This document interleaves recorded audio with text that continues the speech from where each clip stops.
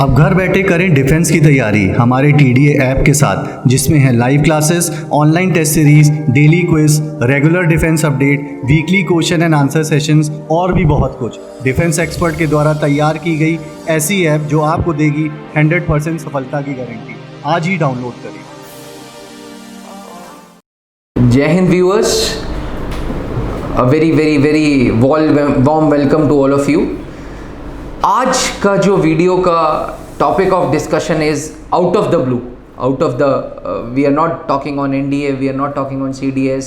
आज हम ना एयरफोर्स की बात कर रहे हैं, ना हम नेवी की बात कर रहे हैं। आज हम एक ऐसे शख्स की बात कर रहे हैं which is worth a discussion.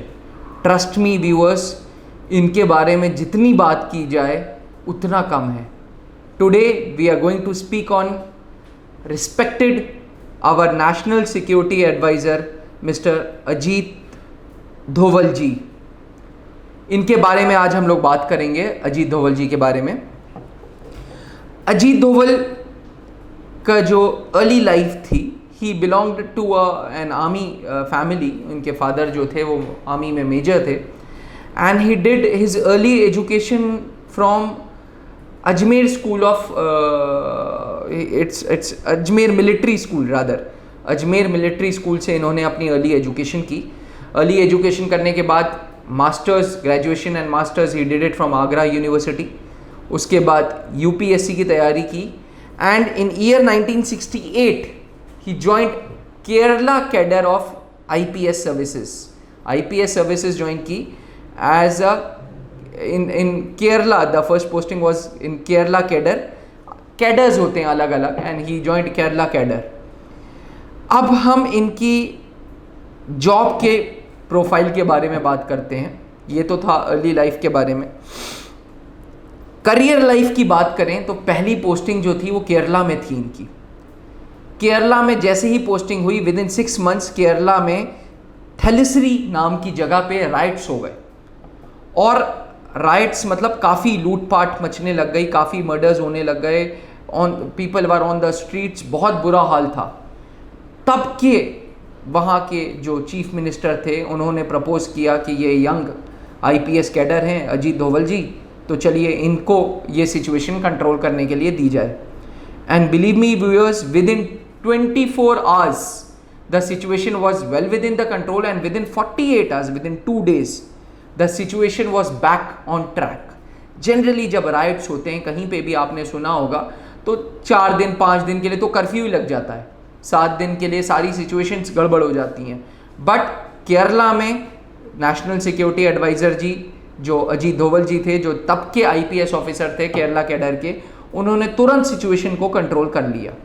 This was his first achievement with in 6 months of joining Kerala cadre. With in 6 months of joining Kerala cadre, इन्होंने विद इन 6 months अपनी जॉब का रोल पूरा निभाते हुए, भरपूर निभाते हुए, विद इन 6 months पहली वाहवाही इनको मिल गई थी कि हाँ, अब अजीत धोवल लाइमलाइट में आ गए थे।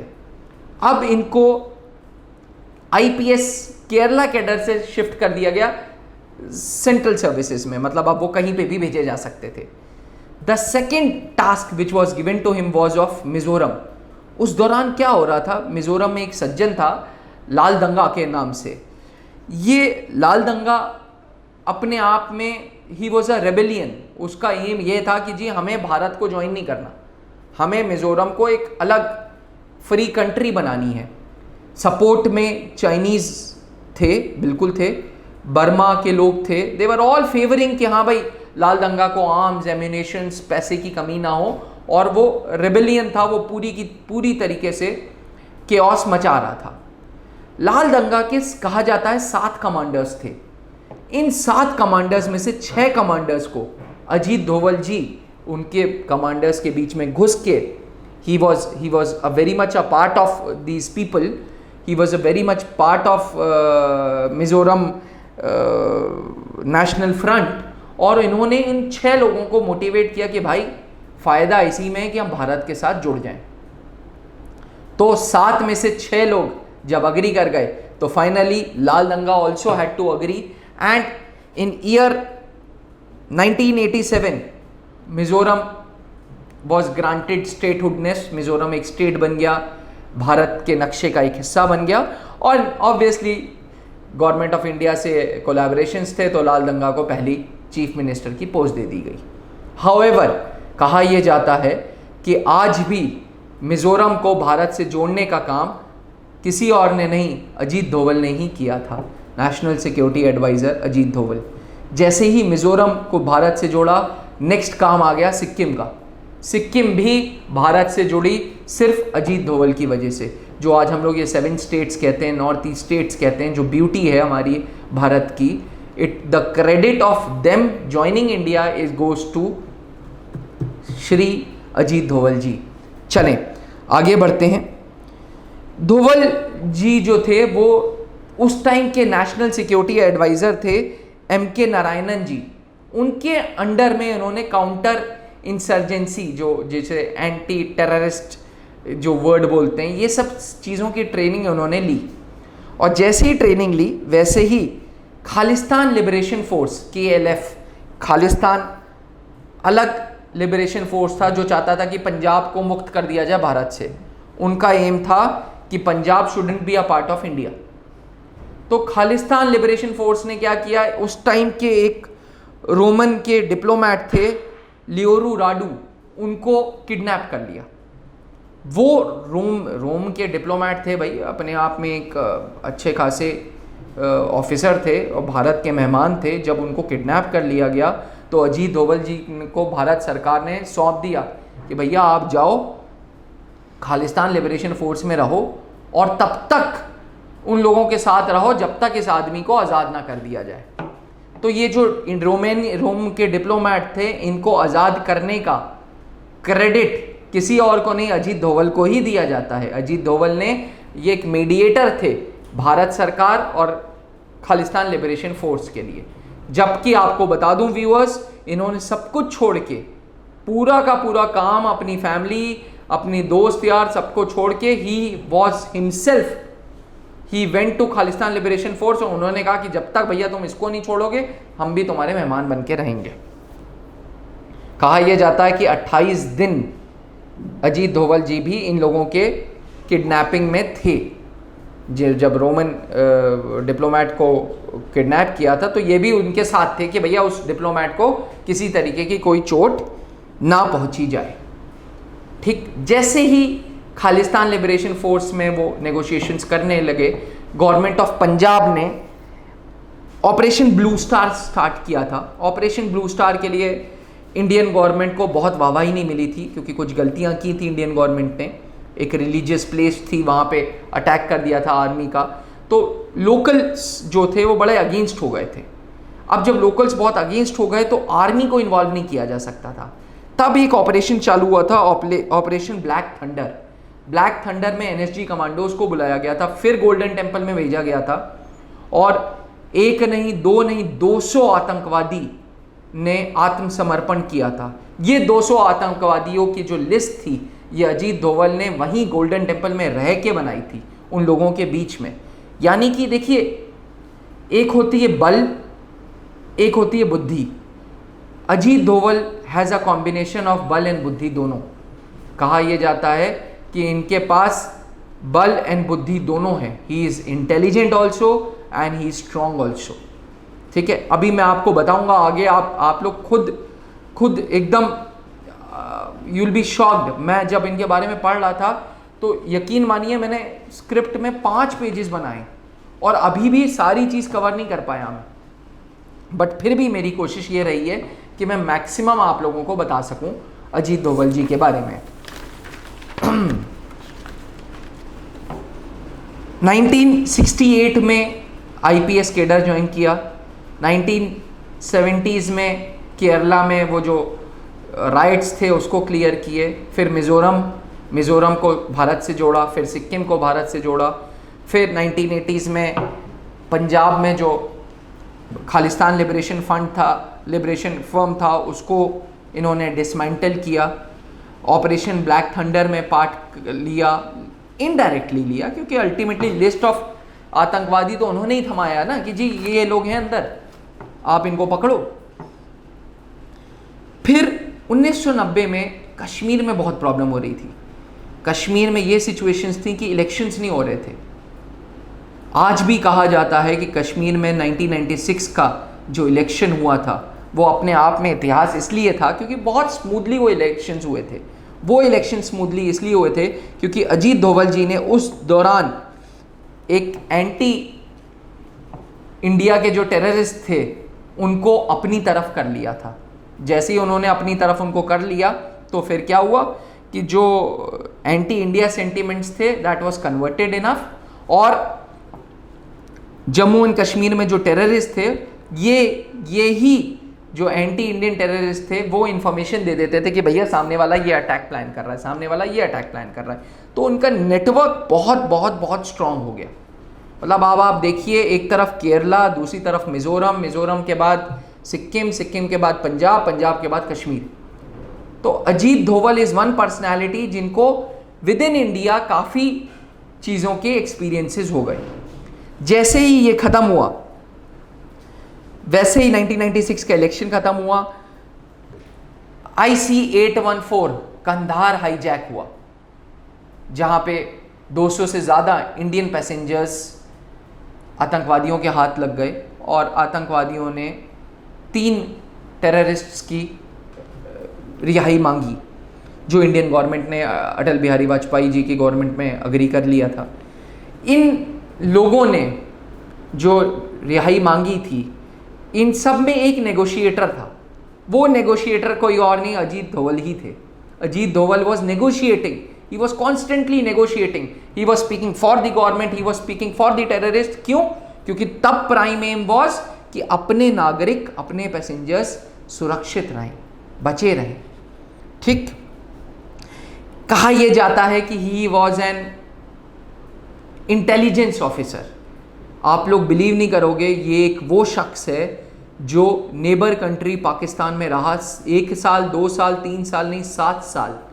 इन्होंने अपनी वेशभूषा बदल ली, इन्होंने अपना धर्म बदल लिया, ये मौलवी बन गए, and he was constantly providing input to Indian armed forces. बहुत बड़ी चीज़ है व्यूअर्स, हम लोग अपना घर नहीं छोड़ पाते। इस सज्जन ने अपना घर छोड़ा, अपने लोग छोड़े, अपना देश छोड़ा, एक पराये देश में रहा as a agent, as a रॉ agent. He is one of the successful रॉ एजेंट्स जिसने बहुत इंफॉर्मेशन प्रोवाइड की और वापस आ सके। कई बार ऐसा हमने सुना है, कई बार मैंने ऐसे सीरियल्स देखे हैं कि भाई एजेंट्स बड़े सक्सेसफुल थे but they couldn't come back. But Ajit Doval, because of his intelligence, because of his strength, he was intelligent enough to come back to India. जैसे ही भारत आए ये, इन्होंने इंटेलिजेंस ब्यूरो, भारत की जो इंटेलिजेंस एजेंसी है, उसकी कमांड संभाली। He was the director and he serve there till 2005, 2005 तक he was the director in Indian intelligence agency, intelligence bureau भी बोलते हैं उसको। उसके बाद 2005 के बाद अजीत डोभाल जी ने रिटायरमेंट लिया, और रिटायरमेंट लेने के बाद एडिटोरियल सेक्शन में लिखने लग गए। ही यूज्ड टू राइट, अच्छा लिखने लग गए। एडिटोरियल्स में, फेमस न्यूज़पेपर्स में लिखा, यहाँ तक कि इनकी 2 reports on black money, Indian black money settled abroad in 2 secret banks, ये एक आर्टिकल बड़ा फेमस रहा है। इतना फेमस रहा कि बड़े बड़े लोग हक्के बक्के रह गए कि इतनी इंफॉर्मेशन अजीत डोभाल जी को कैसे है। 2009 से 11 से 2014 तक he used to deliver lectures on Indian security. बड़ी बड़ी esteemed organisations, university of Melbourne Australia में, भारत की national defence college New Delhi, Bharat का Lal Bahadur Shastri national academy of administration जो IAS ऑफिसर्स की ट्रेनिंग कराता है, वो इन्हें बुलाते थे। बिकॉज देखिए, तजुर्बा बोलता है, एक्सपीरियंस सेज। अगर हम ये बोलते हैं कि त्रिशूल डिफेंस एकेडमी सन 2004 से है, तो सन 2004 से हमारे पास क्या है? एक्सपीरियंस है। ऐसी अजीत डोभाल जी के पास क्या है? एक्सपीरियंस था। फिर से याद दिला दूं, केरला, मिजोरम, सिक्किम, पंजाब, जम्मू कश्मीर, आतंकवादियों को हैंडल करना, फॉरेन में, पाकिस्तान में अपना बेस बनाना 7 साल, it wasn't an easy task. It all involves your brain and power. कहा यह जाता है कि बहुत अगर शक्तिशाली है और बुद्धि नहीं है तब भी वो वेस्ट है। अजीत धोवल is a right combination of brains and body, brains and body मतलब ब्रेन्स एंड स्ट्रेंथ की इनकी राइट कॉम्बिनेशन है। 30 मई 2014 श्री नरेंद्र मोदी जी की सरकार में he was appointed as national security adviser, 5वें भारत के national security adviser Ajit Doval जी बने। और जैसे ही बने, यकीन नहीं करेंगे आप लोग, मई में बने और पहला काम इनके पास आ गया। आप लोगों ने सुना होगा कि ISIL ने इराक में टिकरिट में भारत की 46 नर्सेस को अगवा कर दिया था। दैट वेरी, जब ये बने हैं 30 मई को, और 20 जून को, मेरे ख्याल से 15-20 दिन बाद ही फ्लू टू इराकी गवर्नमेंट से इन्होंने बात की। अगले दिन एयर इंडिया का एक स्पेशल प्लेन टिकरिट से हमारी नर्सेस को लेके आया, जिसका पूरा का पूरा क्रेडिट हम गवर्नमेंट ऑफ इंडिया को ज़रूर देते हैं, but ultimately government of India में कौन है जो बात कर रहा है, वो अजीत धोवल थे, national security adviser. My viewers, Bharat की सॉइल में पहली बार इंडियन गवर्नमेंट पे लोगों को बहुत भरोसा होने लग गया, not because of this act but because of surgical strike. Myanmar में पहली सर्जिकल स्ट्राइक हुई जहां 40 टेररिस्ट को इंडियन आर्मी ने उड़ा डाला on the soil of Myanmar. The important thing was the first ever surgical strike by Indian army was planned under the leadership of Ajit Doval जी।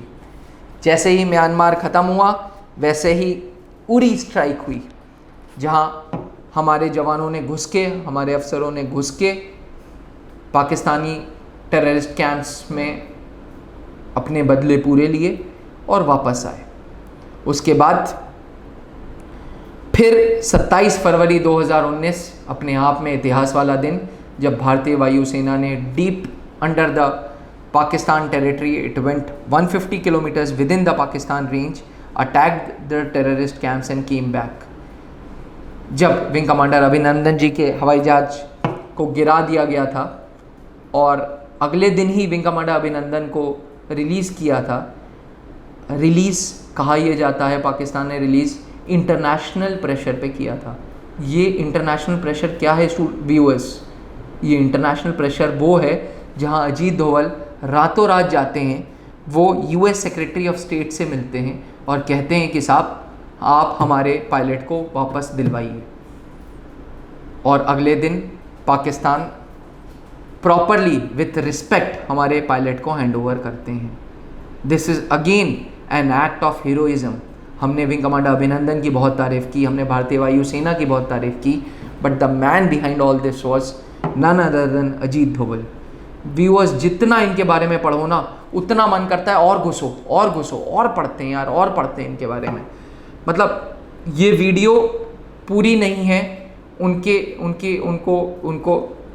उनके काम के क्रेडिट देने की।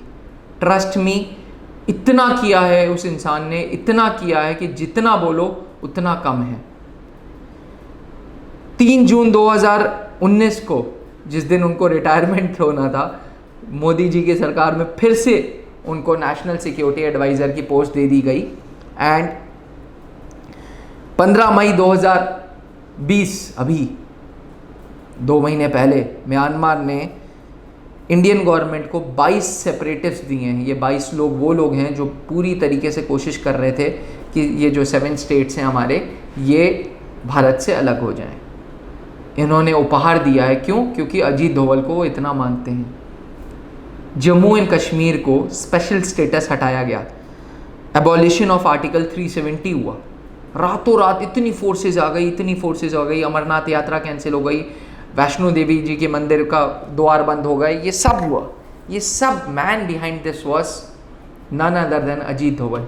उन्होंने कहा कि भैया इस वक्त कोई यात्रा, कोई चीज़ ज़रूरी नहीं है, ज़रूरी है तो सिर्फ एक चीज़, वो है स्पेशल स्टेटस जम्मू कश्मीर का हटाओ, तभी वहाँ शांति होगी। एंड टचवुड वो दिन है और आज का दिन है, कोई ऐसे मेजर डिवास्टेटेड या मेजर अटैक्स हमारे देश में नहीं हुए in Jammu and Kashmir because of one simple step of Ajit Doval.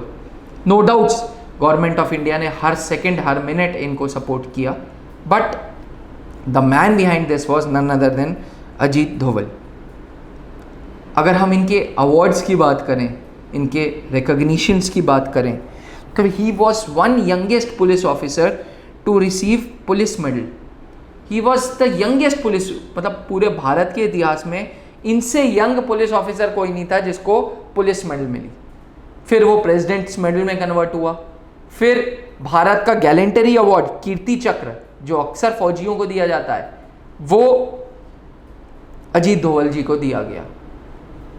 Personal life की बात करें तो उत्तराखंड के रहने वाले ये सज्जन, इनकी वाइफ हैं, 2 बच्चे हैं, and he is very simple living and high thinking.